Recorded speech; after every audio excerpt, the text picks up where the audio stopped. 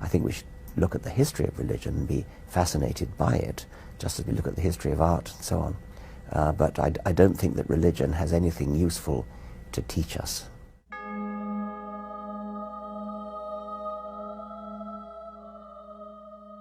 One of the main reasons why people are religious is because they're persuaded by the apparent design of living things. And that's completely destroyed by Darwin. If you actually read any book by a biologist about evolution, it's hard to see how you could fail to be persuaded of it. I mean, the evidence is just absolutely pat. There's no doubt about it. It's not a controversial issue. It's completely certain. It's as certain as the fact that the Earth and the other planets orbit the Sun. More than 40% of the American population, if opinion polls are to be believed, think that the world is less than 10,000 years old. And that's a shocking figure. It shows deep, profound ignorance. It sounds very laudable to teach the controversy, to teach both theories, but there aren't two theories. There's only one theory around. There's only one game in town as far as serious science is concerned. Of course, you get negative reactions from creationists, but who cares about creationists? They don't know anything.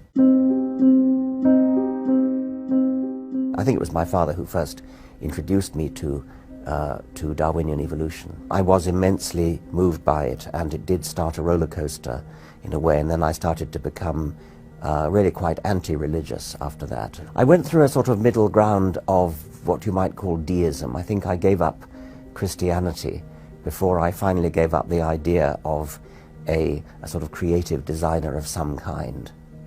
Darwin made it possible to be an intellectually fulfilled atheist. Before that, you could be an atheist. Hume was, for example, but it was quite difficult because you had no good explanation for why living things look so well designed. Darwin provided that. There are other reasons for being religious, like moral reasons, or people sometimes feel they have a personal relationship with God or with Jesus or with Muhammad or whatever it is.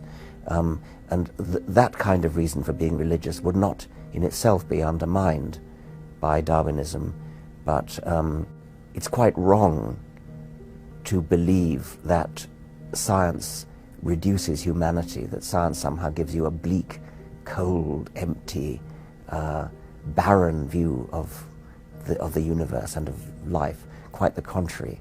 Science is enriching and fulfilling.